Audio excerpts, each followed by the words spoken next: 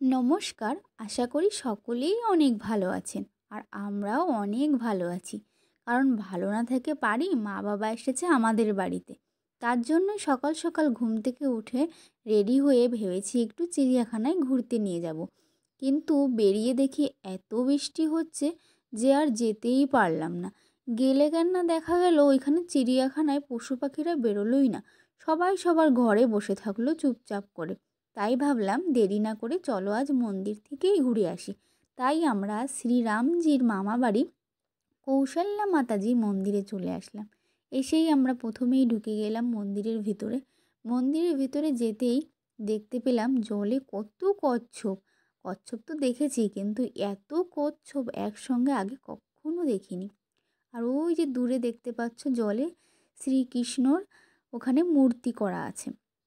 আর এইদিকে দেখো চারি সাইডেই জল, জলের মাঝখানে মন্দির। এত সুন্দর জায়গাটা দেখতে যেন চোখটা জুড়িয়ে গেল। চারিদিকে জল জল, জলে শুধুই কচ্ছপ ভরা, যেদিকেই যাচ্ছি শুধু কচ্ছপের মেলা। এত কচ্ছপ একসঙ্গে কিন্তু আগে কখনো দেখিনি।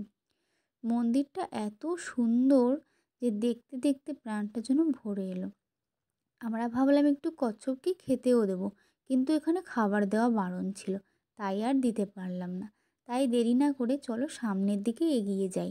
এখানে দেখতে পাচ্ছ ছোট ছোট মন্দির করা, আর মন্দিরটা কিন্তু অনেকটা বড়। চারি সাইড দিয়ে ঘুরে ঘুরে আমরা গেছি, তোমাদের সবটাই দেখাবো। চলো এবার মন্দিরের ভিতরে যাই আর সব কিছু দর্শন করি।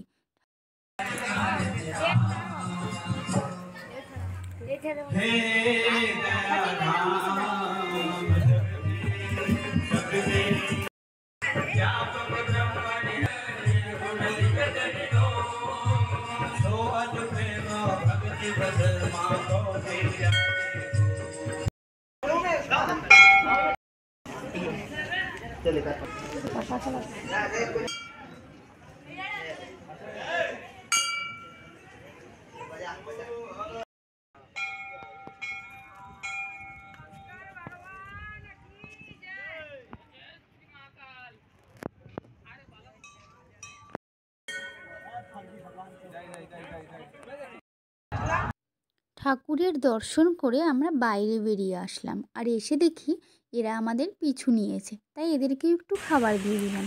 এবার চলো মন্দিরের চারি সাইড ঘুরে তোমাদের দেখাবো। এই যে রামজির মূর্তি দেখতে পাচ্ছ, চারিদিকে কত জল, আর মাঝখানে সেই মন্দিরটি।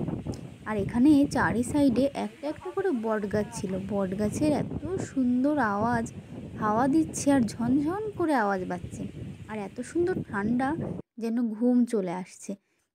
এখানে আরেকটিও মন্দির ছিল, সেখানেও আমরা গিয়েছিলাম, কিন্তু এখানে একটু ফটো নিতে পেরেছিলাম। আর যেখানে বড় মন্দিরে গিয়েছিলাম সেখানে ফটো তোলা বারণ ছিল, তাই আর নিতে পারিনি।